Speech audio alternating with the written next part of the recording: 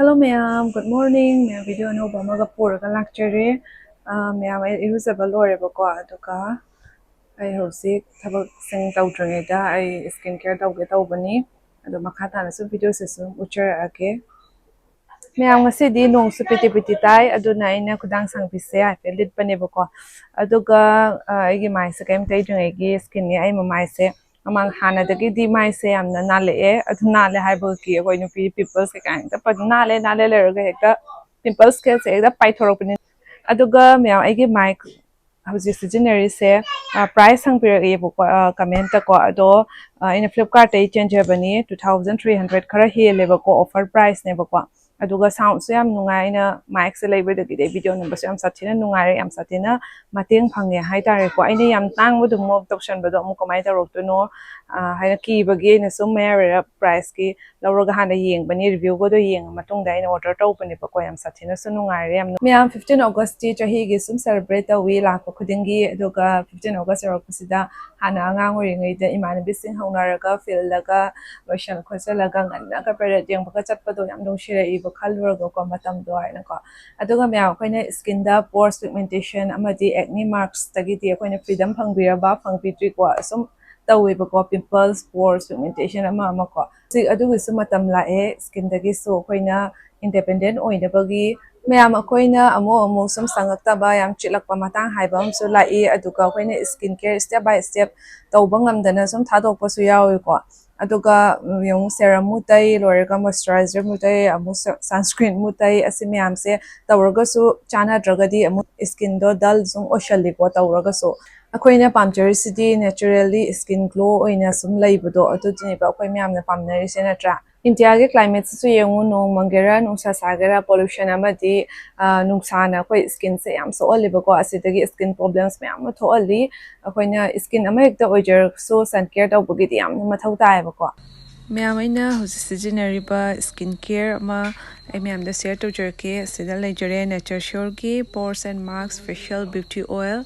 ꯑꯁꯤꯒꯤ ꯈ꯭ꯋꯥꯏ ꯐꯕꯗꯤ ꯑꯣꯜ ꯏꯟ ꯋꯥꯟ ꯁꯣꯂꯨꯁꯟ ꯑꯣꯏ ꯁꯦꯔꯝꯒꯤ ꯅꯣꯔꯤꯁꯃꯦꯟ ꯃꯣꯏꯁꯆꯔꯥꯏꯖꯔꯒꯤ ꯍꯥꯏꯗ꯭ꯔꯦꯁꯟ ꯑꯃꯗꯤ ꯁꯟꯁꯀ꯭ꯔꯤꯟꯒꯤ SPF 50 ꯄ꯭ꯔꯣꯇꯦꯛꯁꯟ ꯌꯥꯎꯋꯦꯕꯀꯣ ꯑꯗꯨꯒ ꯆꯤꯞ ꯂꯥꯎꯗꯕꯤ ꯑꯃꯗꯤ ꯋꯥꯏꯠ ꯀꯥꯁ ꯑꯣꯏꯗꯦꯕꯀꯣ ꯇꯩꯕ ꯃꯇꯝꯗ ꯑꯁꯤꯒꯤ ꯑꯣꯏꯜꯁꯤꯗ ꯃꯣꯔꯤꯡꯒꯥ ꯑꯣꯏꯜ ꯌꯥꯎꯏ ꯑꯁꯤꯗ 72% ꯑꯣꯂꯦꯛ 80+ ꯑꯦꯟꯇꯤꯑꯣꯛꯁꯤꯗꯦꯟꯠꯁ ꯌꯥꯎꯒꯅꯤ ꯑꯁꯤꯅ ꯄꯣꯔꯁ ꯐꯤꯜ ꯇꯧꯒꯅꯤ ꯀꯣꯂꯥꯖꯦꯟ ꯄ꯭ꯔꯣꯃꯣꯠ ꯇꯧꯒꯅꯤ ꯁ꯭ꯀꯤꯟ ꯇꯣꯟ ꯏꯝꯄ꯭ꯔꯨꯚ ꯇꯧꯒꯅꯤ ꯐ꯭ꯔꯦꯁ ꯍꯦꯜꯗꯤ ꯑꯃꯗꯤ ꯒ꯭ꯂꯣꯋꯤꯡ ꯁ꯭ꯀꯤꯟ ꯑꯣꯏꯍꯟꯗꯣꯏꯅꯤ ꯈ꯭ꯋꯥꯏꯗꯒꯤ ꯐꯕ ꯄꯤꯒꯃꯦꯟꯇꯦꯁꯟ ꯑꯣꯏꯍꯜꯂꯛꯑꯣꯏ ꯇꯦꯅꯤꯡ ꯑꯣꯏꯍꯜꯂꯣꯏ ꯁ꯭ꯀꯤꯟ ꯃꯥꯔꯛꯁ ꯇꯧꯕꯁꯨ ꯂꯥꯏꯠ ꯑꯣꯏꯍꯜꯂꯛꯀꯅꯤ ꯇꯞꯅ ꯁꯨꯝ ꯁꯤꯖꯤꯟꯅꯔꯒꯀꯣ ꯃꯌꯥꯝ ꯃꯈꯜꯒꯤ ꯄ꯭ꯔꯣꯗꯛ ꯁꯤꯖꯤꯟꯅꯗ꯭ꯔꯁꯨ ꯌꯥꯔꯦ nature sure pores and marks SPF 50ꯁꯦ ꯁꯤꯖꯤꯟꯅꯔꯒ ꯌꯦꯡꯕꯤꯌꯨ ꯑꯩꯈꯣꯏꯒꯤ ꯏꯟꯗꯤꯌꯟ ꯁ꯭ꯀꯤꯟꯗ ꯅꯦꯆꯔꯦꯜꯂꯤ ꯌꯥꯝꯅ ꯃꯦꯂꯥꯅꯤꯟ ꯌꯥꯎꯋꯦꯕꯀꯣ ꯑꯁꯤꯅ UV ꯄ꯭ꯔꯣꯇꯦꯛꯁꯟꯕꯨꯗꯤ ꯈꯔ ꯄ꯭ꯔꯣꯇꯦꯛ ꯇꯧꯕ ꯉꯝꯃꯦꯕꯀꯣ ꯑꯗꯨꯕꯨ ꯑꯟꯏꯚꯦꯟ ꯁ꯭ꯀꯤꯟ ꯇꯣꯟ ꯄꯤꯒꯃꯦꯟꯇꯦꯁꯟ ꯑꯃꯗꯤ ꯄ꯭ꯔꯦꯃꯦꯆꯨꯔ ꯑꯦꯖꯤꯡꯒꯤꯗꯤ ꯑꯁꯤꯒꯤ ꯅꯦꯆꯔ ꯁ꯭ꯌꯣꯔꯒꯤ pores and marks facial beauty ꯑꯣꯏꯜꯁꯦ ꯁꯤꯖꯤꯟꯅꯕꯤꯌꯨ ꯑꯩꯗꯤ ꯍꯥꯟꯅꯗꯒꯤꯁꯨ ꯑꯁꯤꯒꯤ ꯅꯦꯆꯔ ꯁ꯭ꯌꯣꯔꯒꯤ pores and marks facial beauty ꯑꯣꯏꯜꯁꯦ ꯁꯨꯝ ꯁꯤꯖꯤꯟꯅꯩ ꯑꯩ ꯃꯥꯏꯒꯁꯨ ꯆꯥꯟꯅꯕꯗꯣ ꯑꯣꯏꯌꯦꯕꯀꯣ ꯑꯗꯨꯒ ꯑꯇꯩ ꯂꯣꯏꯔꯒꯁꯨ ꯌꯥꯝꯅ ꯅꯨꯡꯉꯥꯏꯕꯗꯣ ꯑꯣꯏ ꯃꯌꯥꯝ ꯑꯩ ꯍꯧꯖꯤꯛ ꯂꯣꯏꯔꯦ ꯑꯩ ꯍꯧꯖꯤꯛ ꯄꯤꯁꯨꯝ ꯈꯔ ꯌꯦꯛꯑꯅꯤ ꯑꯗꯨꯒ ꯂꯤꯞꯁꯇꯤꯛ ꯈꯔ ꯇꯩꯔꯅꯤ ꯑꯗꯨꯒ ꯑꯩꯒꯤ ꯉꯁꯤꯒꯤ ꯗꯦꯂꯤ ꯃꯦꯀꯞ ꯂꯣꯏꯔꯅꯤꯕꯀꯣ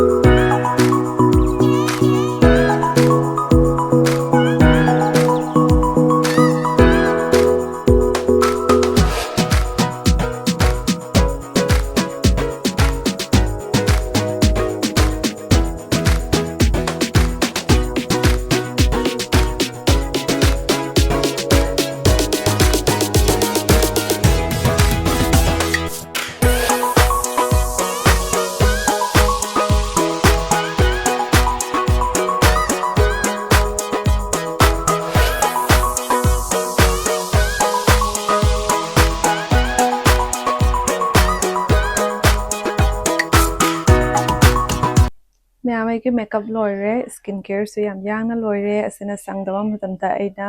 ꯑꯁꯤꯁꯦ ꯁꯨꯝ ꯇꯧꯋꯦꯕꯀꯣ ꯁꯪꯉꯒꯅ ꯑꯃꯨꯛ ꯁ꯭ꯇꯦꯞ ꯕꯥꯏ ꯁ꯭ꯇꯦꯞ ꯇꯧꯋꯤ ꯃꯈꯜ ꯁꯨꯝ ꯁꯤꯖꯤꯟꯅꯩꯕꯀꯣ ꯑꯇꯩꯁꯨ ꯐꯩ ꯑꯁꯤꯁꯨ ꯐꯩ ꯑꯗꯣ ꯌꯦꯡꯉꯣ ꯕꯤꯐꯣꯔ ꯑꯥꯐꯇꯔ ꯃꯃꯥꯡꯗꯅ ꯃꯥꯏꯁꯦ ꯈꯔ ꯒ꯭ꯂꯣ ꯋꯥꯠꯄꯅꯦ ꯑꯁꯤ ꯇꯩꯔꯒꯗꯤ ꯒ꯭ꯂꯣꯁꯦ ꯈꯔ ꯑꯣꯏꯕꯅꯦ ꯃꯥꯏꯁꯦꯀꯣ ꯃꯥꯏꯗꯁꯨ ꯌꯥꯝ ꯅꯨꯡꯉꯥꯏꯕꯀꯣ ꯗ꯭ꯔꯥꯏꯁꯨ ꯑꯣꯏꯔꯒ ꯂꯩꯇ꯭ꯔꯦ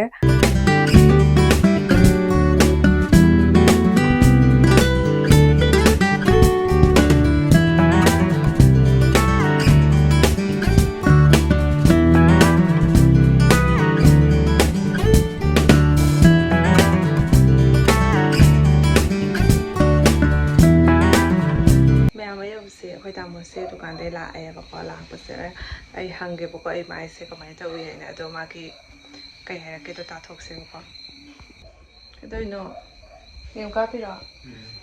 ꯂꯥꯛꯄꯒꯤ ꯒꯦꯝꯅ ꯀꯥꯞꯄꯤ ꯒꯦꯝꯅ ꯉꯥꯎꯕ ꯑꯃꯨꯛ ꯀꯟꯁꯨ ꯇꯧꯔꯛꯏꯌꯦ ꯊꯋꯥꯏ ꯌꯥꯝ ꯁꯥꯏ ꯑꯩ ꯒꯦꯝ ꯁꯥꯟꯅꯕꯁꯦ ꯑꯗꯣ ꯀꯔꯤ ꯃꯇꯥꯡꯅꯣ ꯀꯩꯅꯣꯝ ꯍꯪꯒꯦꯅꯦ ꯑꯩ ꯃꯥꯏꯁꯦ ꯌꯦꯡꯉꯨꯅꯦ ꯍꯥꯟꯅꯒ ꯀꯔꯤ ꯈꯦꯠꯅꯩ ꯑꯝꯇ ꯌꯦꯡꯉꯨ ꯃꯨꯟꯅ ꯌꯦꯡꯉꯥꯏꯔꯣꯏ ꯃꯨꯟꯅ ꯌꯦꯡꯗ꯭ꯔꯗꯤ ꯈꯪꯉꯣꯏ खितंग खेनाबरा खितंग नाना उबरा मामासे खितंग नाना उवा हाइजनेरो नते हागा मांदेब खितंग माइ खितंग नानथोको माले माइ नानिंबरा सो नानिंग कई तैनो नेचर शोरगी pores and mask special beauty oil ना का लेबदो सिसिनेने अखोइगी माइसे खितंग ग्लो अमा पीबनेबको माइसे अखोइगी ग्लो पीरगदि स्किन से याम नानबा मालेदना कई तैद्रगस सम फजै स्किन नालदि कोइ नेचुरल मानबदोनिबको मैम फ्रीडम हाइबसे इसागिदमक्ता अफबा चूज तौजबदुनी अदुना हंदकी इंडिपेंडेंस डे असिदा माइगिसु फ्रीडम फंगमिनसी कोइगी पिगमेंटेशन पोर्स अमदि सन डैमेजदगी मैम डिस्क्रिप्शन दा लिंक हापचरमगे मैम सोइदना ऑर्डर तौशन बिरगा सिजनबियो अदुगा नेक्स्ट ब्लॉग ngaipiramo